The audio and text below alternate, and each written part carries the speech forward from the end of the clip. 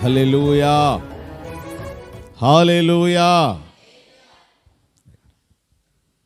మన ప్రభువును మన రక్షకుడునైన క్రీస్తు యేసు ఘనమైన నామములో మీ అందరికీ శుభవందనాలు తెలియచేస్తూ ఉన్నాను. మరి దేవుని ఆశ్చర్యకరమైన కృపను బట్టి ఈ శ్రేష్టమైన సమయమందు మరొకసారి ప్రభు పాదాల చెంతకు చేరి ఘనమైన దేవుని నామమును ఘనపరుచుకోవడానికి కృపనిచ్చిన దేవాది దేవునికే మహిమ ఘనత ప్రభావములు కలుగును గాక. హల్లెలూయా. మరి వాక్య ధ్యానంలోనికి వెళదాం. దైవికమైనటువంటి మాటల చేత మన ప్రాణములను బలపరుచుకుందాం. పరిశుద్ధ గ్రంథము నుండి యోహాను సువార్త 7వ అధ్యాయం 37వ వచనాన్ని చదువుకుందాం. ఆ పండుగలో మహాదినమైన అంత్యదినమున యేసు నిలచి ఎవడైనను దప్పిగొనిన ఎడల నా యొద్దకు వచ్చి దప్పి తీర్చుకొనవలెనని అనెను. స్తోత్రం కలుగునగాక. నాయందు విశ్వాసముంచువాడెవడో లేఖనము చెప్పునట్లు వాని కడుపులో నుండి జీవజల నదులు పారునని బిగ్గరగా చెప్పాను. హల్లెలూయా. రైట్. ప్రియ దేవుని బిడ్డలారా, ఈ యొక్క వాక్యాన్ని ఈ రాత్రి దేవుడు మనము ధ్యానించడానికి ఆయన అనుగ్రహించినటువంటి లేఖనం. ఆ పండుగలో మహాదినమైన అంత్యదినమున యేసు నిలచి అని ఇక్కడ వ్రాయబడి ఉంది. ఆ పండుగలో, ఇంతకీ ఏ పండుగ అది? పర్ణశాలల పండుగ. స్తోత్రం కలుగునగా. ఏ పండుగ అండి? పండుగలలో ఆఖరి పండుగ పర్ణశాలల పండుగ. దానినే గుడారముల పండుగ అని కూడా అంటారు. దాన్ని ఏమంటారు? గుడారాల పండుగ అంటారు. అంటే ఇశ్రాయేలు ప్రజలు ఆయా ప్రాంతాల్లో ఉన్నటువంటి, ఆయా పట్టణాల్లో, ఆయా గ్రామాల్లో, పల్లెల్లో ఉన్నటువంటి ఇశ్రాయేలు ప్రజలు యెరూషలేము చేరుకొని వారు ఈత కొమ్మలు, గొంజి కొమ్మలు అవన్నీ తెచ్చుకుని యెరూషలేములో ఉన్నటువంటి మందిర ఆవరణములో చిన్న చిన్న పర్ణశాలలు కట్టుకుని 7 రోజులు వారు ఉపవాసములతో ఆ పండుగను ఆచరిస్తారు. 7 రోజులు ఉపవాసములతో ఆ పండుగను ఆచరిస్తారు. అయితే 7వ దినమున వాళ్ళు తమ ఉపవాసములను ముగిస్తూ ఆ యెరూషలేము దేవాలయమునకు సమీపమున ఉన్నటువంటి సిలోయం అనే కోనేటిలోకి వెళ్ళి వారు కాళ్ళు చేతులు కడుక్కొని అక్కడ దాహము దప్పిక తీర్చుకుని కొన్ని నీళ్లు తీసుకొచ్చి వాళ్ళు దేవాలయమును శుద్ధి చేయాలి. దేవుని బిడ్డలారు, ఇప్పుడు పండగ అయిపోయింది, చివరి రోజుకు వచ్చేసారు వాళ్ళు. ఇప్పుడు అందరూ వెళ్ళి ఆ సిలోయం అనే కోనేటి దగ్గర నిలబడ్డారు. ఎందుకొరకు అంటే నీళ్లు త్రాగడం కొరకు. కానీ అక్కడ నీళ్లు లేవు. ఆ రోజు సిలోయం అనే కోనేరు ఎండిపోయి కనబడింది వాళ్ళకి. నీళ్లు లేవు. దేవుని బిడ్డలారా గమనించాలి, ఎప్పుడైతే నీళ్లు లేవో ప్రజలందరికీ నిరాశ కలిగింది. ఏంటి, 7 రోజులు మనం పండగ ఆచరించుకున్నాం, ఇప్పుడు ఈ నీళ్లు మనము తాగి దప్పిక తీర్చుకోవాలి, దేవాలయాన్ని శుద్ధి చేయాలి, నీళ్లు లేకుండా పోయాయి ఏంటి అని వారు కలవరపడుతున్నారు, కంగారు పడుతున్నారు. ఆ కలవరమును పసిగట్టినటువంటి దేవుని బిడ్డలారా, ఆ సమయంలో యేసు ప్రభు నిలచి ఆయన స్వరమెత్తి పిలుస్తూ ఉన్నాడు. దప్పిగొని వారులారా, మీలో ఎవడైనా దప్పిగొని ఉంటే నీళ్ల యొద్దకు రండి. ఏమంటున్నాడు అక్కడ? మంచి మాట. ఎవడైనాను మీలో దప్పిగొని ఎడల నా యొద్దకు వచ్చి దప్పిక తీర్చుకొనవలెను. ఎవడైనా దప్పిగొని ఉంటే, ఎవడైనా దాహముతో ఉంటే నా దగ్గరకు వచ్చి దప్పిక దాహము తీర్చుకొనవలెను. స్తోత్రం కలుగునగాక. ఎస్, దేవుని బిడ్డలారా గమనించండి మాటను. దప్పిగొని వారు దప్పికను తీర్చేది ప్రభువైన క్రీస్తు. దాహముతో ఉన్న వారి దాహాన్ని తీర్చేది ప్రభువైన క్రీస్తు. ఆయనే జీవదాత, ఆయనే దాహమును తీర్చువాడు. స్తోత్రం కలుగునగాక. హల్లెలూయా. కాబట్టి ఆయన పిలుస్తున్నాడు, దప్పిగొనిన వారలారా. ఎందుకంటే ఆల్రెడీ వాళ్ళందరూ సిలోయమని కోనేటి దగ్గర ఎలాగున్నారు? దప్పికతో ఉన్నారు. కానీ అక్కడ నీళ్లు కనబడటం లేదు. నీళ్లు ఆరిపోయాయి, ఎండిపోయాయి. నిరాశపడుతున్నారు, నిరుత్సాహములో ఉన్నారు. అటువంటి వారిని పిలిచి అంటున్నాడు ప్రభు, ఓ దాహము కొనవారారా, నా యొద్దకు వచ్చి మీ దాహమును మీ దప్పికను తీర్చుకొనండి. స్తోత్రం కలుగునగాక. యెషయా గ్రంథం 55లో కూడా అదే చెప్తారు కదా ప్రభువారు. యెషయా గ్రంథం 55, దప్పిగొనిన వారులారా నీళ్ల యొద్దకు రండి, దప్పిగొనిన వారులారా నీళ్ల యొద్దకు రండి. స్తోత్రం కలుగునగాక. ఎస్, ఈ రోజున దేవుని బిడ్డలారా, మానవుడు దప్పికతో ఉన్నాడనే సత్యాన్ని ఈ మాట జ్ఞాపకం చేస్తుంది. మనుషులు దాహముతో ఉన్నారండి, మనుషులు దప్పికతో ఉన్నారండి. ఎన్నో విధములైనటువంటి దాహాలు, ఎన్నో విధములైన దప్పికలు ఈ రోజున విశ్వాసులైన మనము కలిగి ఉన్నాం. వాస్తవానికి దేవుని బిడ్డలారా, ఒక మాట మీరు చదవాలి. 63వ కీర్తన 63 మొదటి వచనం కానీ చదవండి. దేవా నా దేవుడవు నీవే, వేకువనే నేను నిన్ను వెతికెదను, నీ బలమును నీ ప్రభావమును చూడవలెనని. ఏమండి, పరిశుద్ధ ఆలయమందు నేనెంతో ఆశతో నీ తట్టు కనిపెట్టుచున్నాను. అది ఈ మాట అండర్లైన్ చేసుకోండి. నీళ్లు లేక ఎండి ఉన్న దేశమందు నా ప్రాణము నీ కొరకు తృష్ణగొనుచున్నది. హల్లెలూయా. ఏమండి, భక్తుడైన దావీదు ఏమని పాడుతున్నాడు ఇక్కడ? దేవా నీ కొరకు నా ప్రాణము తృష్ణగొనుచున్నది, నీ కొరకు నా ప్రాణము ఆశ కలిగి ఉన్నది. ఏమండి, ఎక్కడ ఆశ కలిగి ఉన్నదని ప్రాణం అంటే, నీళ్లు లేక ఎండి ఉన్న దేశమందు. దేవుని బిడ్డలారా గమనించండి, ఇక్కడ దేవుని వాక్యం సెలవిస్తుంది, భక్తుడు దేవుని కొరకు దాహముని ఉన్నాడు. ఎందుకంటే ఆయన దాహము తీర్చేది దేవుడే. నీళ్లు లేక ఎండి ఉన్న దేశం ఎలాగుందట? ఎండిపోయి ఉందట అండి. నీళ్లు లేక దేశము ఎండిపోయింది. ఏ నీళ్లు లేక దేశం ఎండిపోయింది? ఏ నీళ్లు లేక సంఘం ఎండిపోతుంది? ఏ నీళ్లు లేక ఆత్మీయ జీవితం ఎండిపోతుంది అంటే, దేవుని బిడ్డలారా, పరిశుద్ధ గ్రంథములో నీళ్లు అనేటువంటివి 2 విధములైనటువంటి అర్థాన్ని సూచిస్తూ ఉన్నాయి. 2 విధములైనటువంటి అర్థాన్ని సూచిస్తున్నాయి. ఏమిటా 2 విధములైన అర్థములు అని అంటే, దేవుని బిడ్డలారా, ఒకటి దేవుని వాక్యము. ఏంటి చెప్పండి? నీరు అనగా అర్థం ఏంటి? దేవుని వాక్యం. అంటే వాక్యం అనే నీళ్లు లేక దేశం ఏమైపోయింది?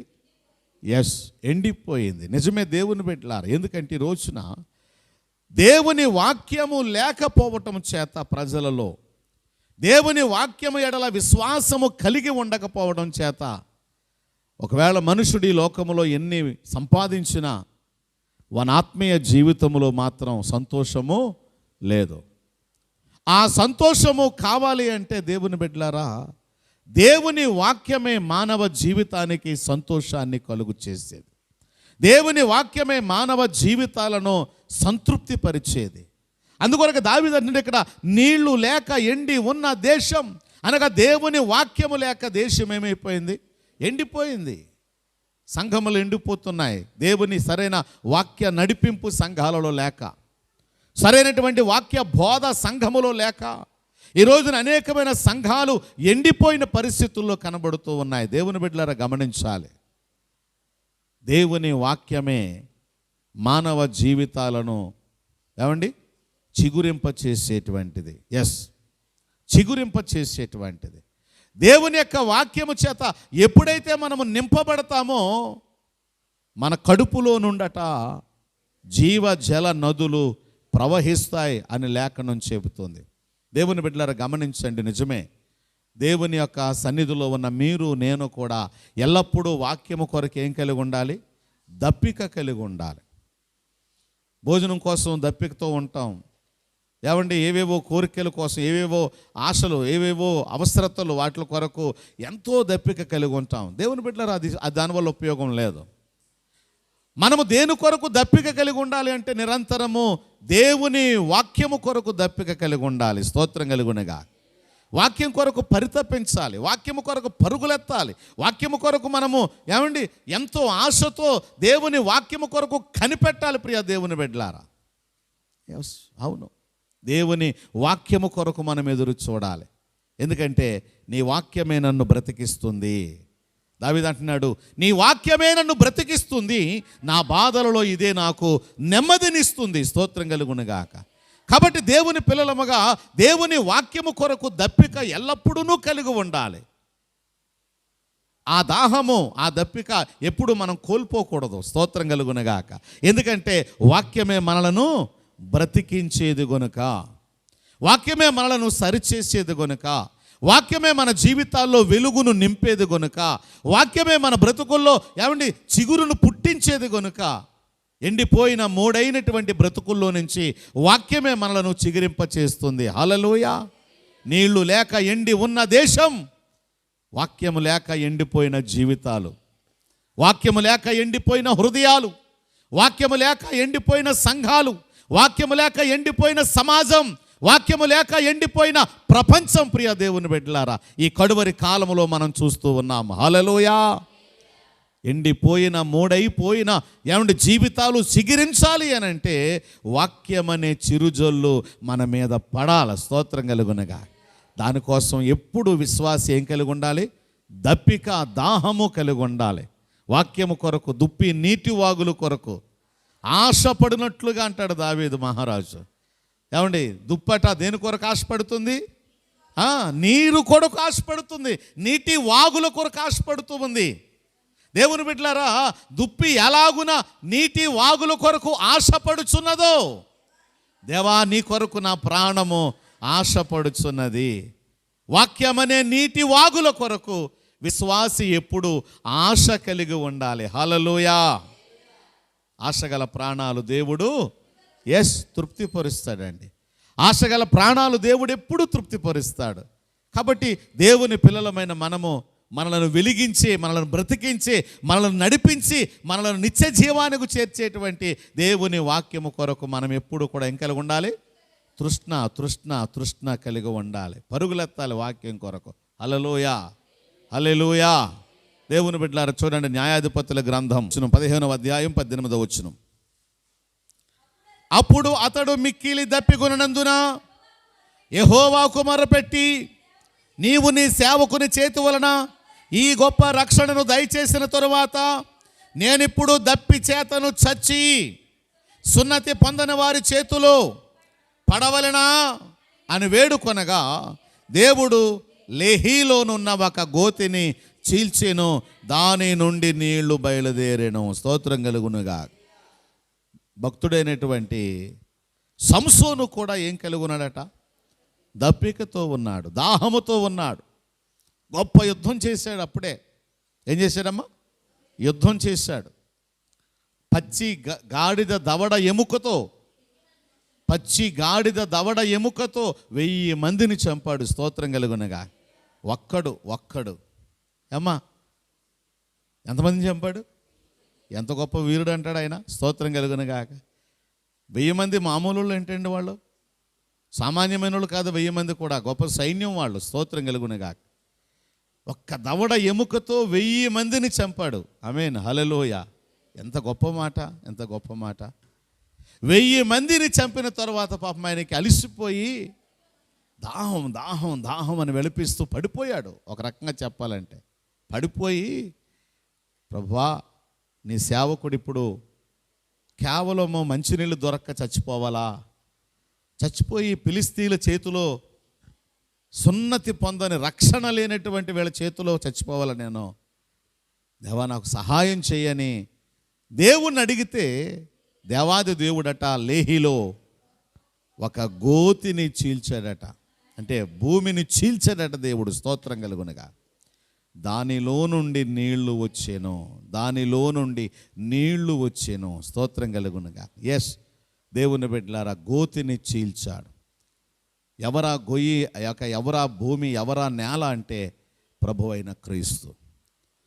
దేవుని బిడ్డలారా, మన ఆత్మీయ దాహమును తీర్చడానికి యేసు చీల్చబడ్డాడు అని బైబిల్ చెప్తుంది. స్తోత్రం కలుగునగాక. ఏమంటే యేసు ప్రభు ఏం చేయబడ్డాడు? చీల్చబడ్డాడు. ఆయన చీల్చబడిన గాయములలో నుండి స్రవించినటువంటి రక్తము నీకు నాకు రక్షణ కలుగు చేసింది. హల్లెలూయా చెప్పండి. రక్షణ ఎలాగొచ్చింది మనకి? ఏమండి? చీల్చబడిన యేసు దేహము, చీల్చబడిన యేసు గాయములలో నుండి స్రవించినటువంటి రక్తము మీకు నాకు రక్షణ కలుగు చేసింది. స్తోత్రం కలుగునగాక. చీల్చబడ్డాడు యేసయ్య మన కొరకు, చీల్చబడ్డాడు యేసయ్య మన కొరకు, గాయపరచబడ్డాడు యేసయ్య మన కొరకు. దేవుని బిడ్డలారా, ఎందుకో తెలుసా? నీ దప్పిక నా దప్పిక తీర్చడానికి, మీ దాహము నా దాహము తీర్చడానికి మన యేసు చీల్చబడిన వాడాయను. 78వ కీర్తన 15వ వచనం చదవండి. అరణ్యములో ఆయన బండను చీల్చి సముద్రమంత సమృద్ధిగా ఆయన నీళ్లను త్రాగనిచ్చెను. స్తోత్రం కలుగునగాక. ఇశ్రాయేలు ప్రజలు కూడా ఏం కలిగి ఉన్నారు? ఇశ్రాయేలు ప్రజలు ఆ రోజున ఏం కలిగి ఉన్నారు? దప్పిక కలిగి ఉన్నారండి. రెఫీదీము దగ్గర. ఎక్కడ? రెఫీదీము దగ్గర వారు దప్పిక కలిగి ఉన్నారు, దాహము కలిగి ఉన్నారు, ఏడుస్తున్నారు, బోరున విలపిస్తూ ఉన్నారు. దేవా, మేము దప్పికతో ఉన్నామయ్యా, మమ్మల్ని నీళ్లు లేక చంపేస్తావా? ఇక్కడ నీళ్లు లేక మేము చచ్చిపోవాలనా అని దేవుని దగ్గర వారు విలపిస్తే, విజ్ఞాపన చేస్తే, దేవుడటండి బండను చీల్చి, ఏమండి, బండను చీల్చి మోషేతో చెప్పాడు, మోషే నీ చేతిలో ఉన్న కర్ర పట్టుకుని వెళ్ళి ఆ బండను కొట్టు. స్తోత్రం కలుగునగాక. ఏమండి ఏమన్నాడు? నీ చేతిలో ఉన్న కర్రను పట్టుకుని వెళ్ళి అదిగో అక్కడ కనబడుతున్నటువంటి ఆ బండను కొట్టు హోరేబులో. స్తోత్రం కలుగునగాక. దేవుని బిడ్డలారా, ఇక్కడ తోడు ఆ కర్ర పట్టుకుని వెళ్ళి ఆ బండను ఇలా కొట్టేటప్పటికి ఆ బండ ఏం చేయబడిందట? చీల్చబడింది. రెండుగా చీల్చబడిందట అండి. చీల్చబడినటువంటి బండలో నుండి సముద్రమంత నీరు ప్రవహించిందట. దేవునికి స్తోత్రం కలుగునగాక. హల్లెలూయా. ఎందుకంటే వాళ్ళు తాగడానికి ఏమైనా 20 లీటర్ల బాటిల్ సరిపోతాయా? తక్కువ అండి. కొన్ని లక్షల మంది ప్రజలు, పశువులు, ఒంటెలు, గాడిదలు, గుర్రాలు, కోళ్ళు, కుక్కలు, పిల్లలు, ఎంతమంది తాగాలంటే ఎంత నీళ్లు కావాలండి? ఎంత నీళ్లు కావాలండి? బండను చీల్చగా నీళ్లు ప్రవహించాయి. ఆ నీళ్లు సముద్రం అంత విస్తారముగా ప్రవహించినప్పుడు ప్రజలు తాగి దప్పిక తీర్చుకున్నారు. హల్లెలూయా. ఎస్, దేవుని బిడ్డలారా, ఆ బండ క్రీస్తే. మీ కొరకు నా కొరకు చేల్చబడిన బండ, ఆ బండ క్రీస్తే గనుక క్రీస్తు అనే బండ ఎప్పుడైతే కలువరి సిలువలో చేల్చబడిందో, ఆ చేల్చబడినటువంటి ఆ బండలో నుంచి జీవజలము ప్రవహించి మన దాహము తీర్చింది. హల్లెలూయా. ఇక్కడ కూడా గోతిని దేవుడు చీల్చాడట. చీల్చగా దానిలోంచి ఏమొచ్చాయి? నీళ్లు వచ్చే. సంసోను త్రాగి తృప్తి చెంది తన ప్రాణమును ఏం చేశాడట? తన ప్రాణమును తెప్పరెల్ల చేసుకునేను అని రాయబడి ఉంది అక్కడ. తన ప్రాణమును తెప్పరెల్ల చేసుకునేను.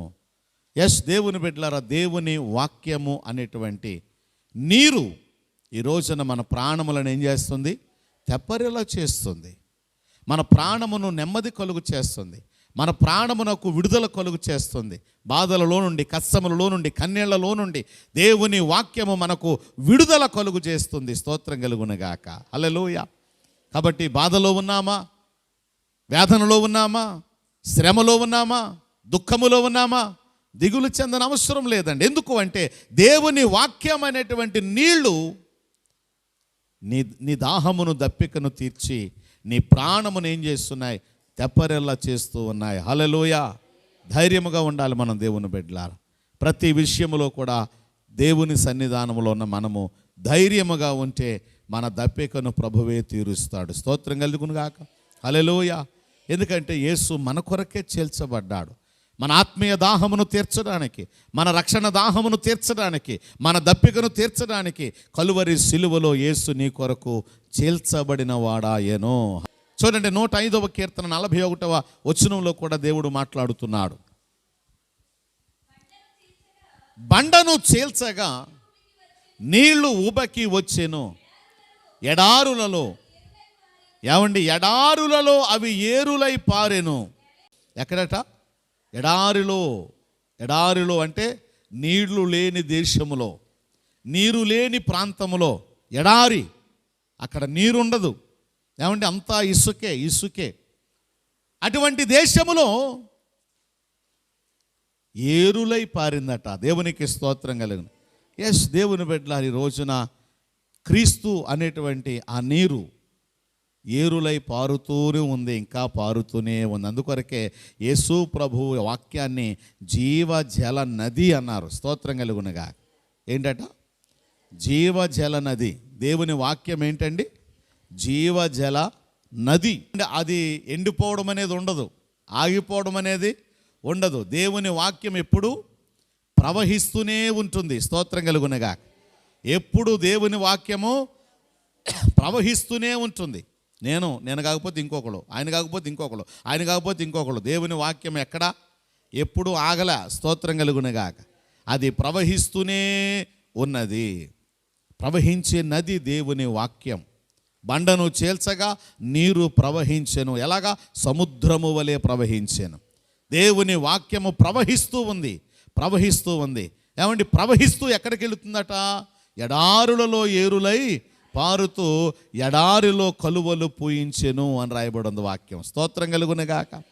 ఏమండి, ఎండిన ఎడారి, చెప్పండి, ఎండిన ఎడారి కస్తూరి పుష్పము వలె పూయను. యెషయా గ్రంథం 35వ అధ్యాయం చదవండి ఒకసారి ఆ మాట.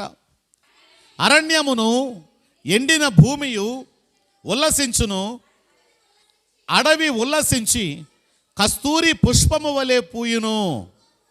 ఆమేన్, హల్లెలూయా. ఏంటండి? ఎడారి ఉల్లసించి కస్తూరి పుష్పము వలె పువ్వులతో వికసిస్తుందటండి ఎడారి. ఏమండి, ఎడారిలో పువ్వులు పూయటం అనేది అసాధ్యం. ఎందుకంటే ఎడారిలో మొక్కే మొలవదు. ఒక ఖర్జూరపు మొక్క తప్ప మరి ఏ చెట్టు అక్కడ మొలడానికి అవకాశము లేదు. కానీ ఇక్కడ అంటూ ఉన్నాడు, దేవుని వాక్యం అనేటువంటి నీరు ప్రవహిస్తూ ఉండగా ఎడారిలో కూడా ఏం పూస్తున్నాయి? కలువలు పూస్తూ ఉన్నాయి. స్తోత్రం కలుగునుగాక. ఏమండి, ఎడారిలో కస్తూరి పుష్పములు పూస్తూ ఉన్నాయి, ఎడారిలో షారోను పుష్పములు పూస్తూ ఉన్నాయి. స్తోత్రం కలుగునుగాక. హల్లెలూయా. ఎందుకంటే ఎండిన ఎడారిని సహితం చిగురింప చేయగలిగిన శక్తి దేవుని వాక్యమునకుంది. హల్లెలూయా. దేవుని వాక్యము ఎండిన మన బ్రతుకులను చిగురింప చేయు శక్తి కలిగినది. హల్లెలూయా. అందుకే దేవుని వాక్యము కొరకు ఎప్పుడు మనం ఏం కలిగి ఉండాలి? దాహము కలిగి ఉండాలి, దప్పిక కలిగి ఉండాలి. అయ్యో, వాక్యం వినాలి, వాక్యం చదవాలి అనేటువంటి దాహము, దప్పిక ఎప్పుడైతే ఉంటుందో ఆ వాక్యము మన జీవితాలను ఏం చేస్తుంది? చిగురింప చేస్తుంది. ఈ రోజున చాలామంది ఆ దప్పిక ఉండట్లేదు. అందుకే ఎప్పుడు చూసినా ఏడుపు కొట్టు మోకాల్లాగా కనపడుతూ ఉంటాయి వాళ్ళ మోకాల. దాహం ఉండదు. వాక్యం కొరకు దప్పిక